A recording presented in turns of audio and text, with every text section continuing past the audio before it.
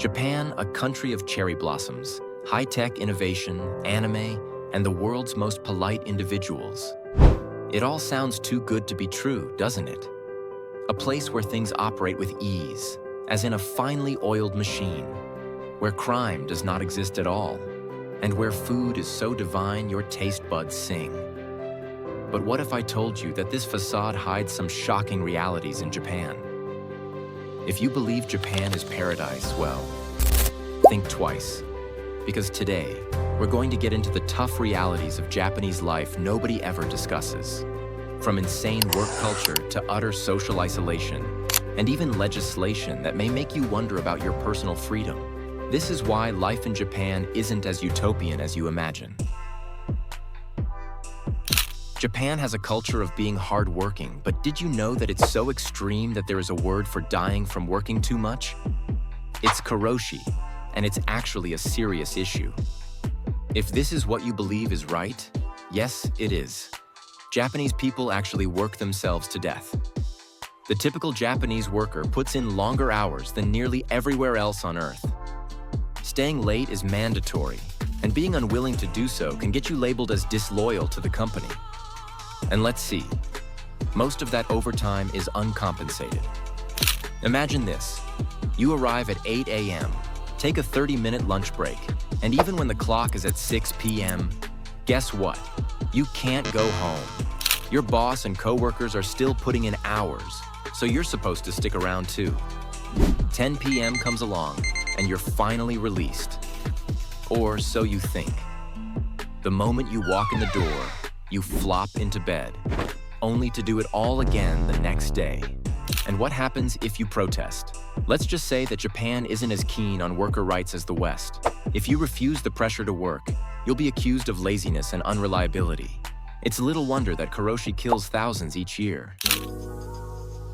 You've seen those cute, tiny Japanese apartments in anime, right? Yeah, now imagine paying over $1,000 a month for one the size of a shoebox. Tokyo is one of the priciest cities on Earth, and rental prices can be astronomical. The apartments are not only tiny, but they are also subject to absurd regulations, such as no noise after 10 p.m., no overnight stay guests in a few instances, and even the prohibition of foreigners as tenants. If you think you can live on instant noodles, okay, that's your choice. But fresh fruits? One apple is up to $3. A watermelon? Up to $50. Want to have a car? Good luck. Parking in Tokyo alone will cost you more than your rent. Tokyo is the 95th most expensive city in the world and the priciest in Japan. For a family of 4, monthly costs are around 951,720 yen, including 519,430 yen for living expenses and 432,290 yen for rent.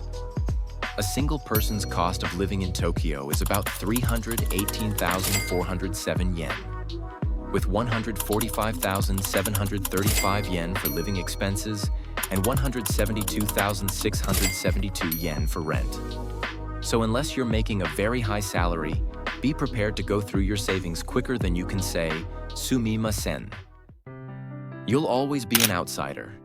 No matter how long you've been in Japan, how good your Japanese is, or even if you marry into a Japanese family, you'll always be a foreigner.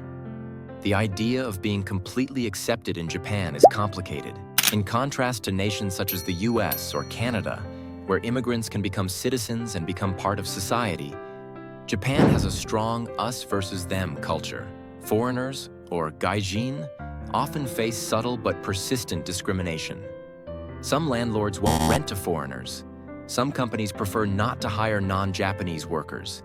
And good luck getting a permanent residency, even if you've lived in Japan for decades. Even if you do everything by the book, bowing at the correct angle and using flawless Japanese, you're always a guest. It's not outright racism, but more of an ingrained cultural divide that renders full integration virtually impossible. You know how folks say Japan is serene? Well, sometimes it's far too serene. Japan boasts one of the world's highest rates of loneliness. There is a cultural pressure to fit in, and so individuals don't want to actually form a connection.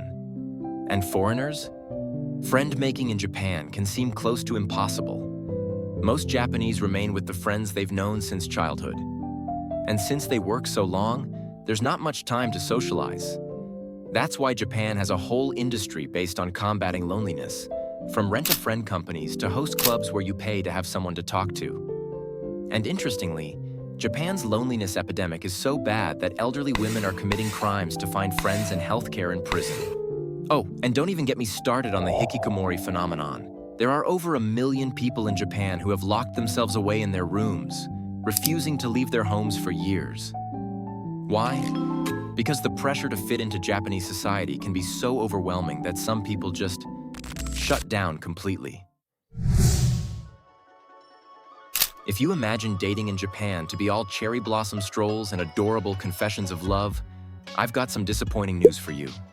Japan boasts one of the planet's lowest birth rates, and a key contributor to that statistic is that people just don't date anymore.